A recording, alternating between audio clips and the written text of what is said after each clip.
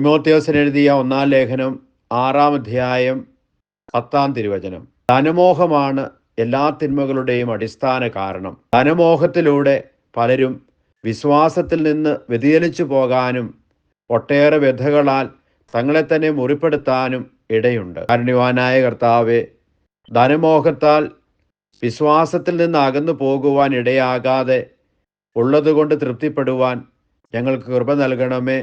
ആമേൻ. ദൈവം നിങ്ങളെ സമൃദ്ധമായി അനുഗ്രഹിക്കട്ടെ.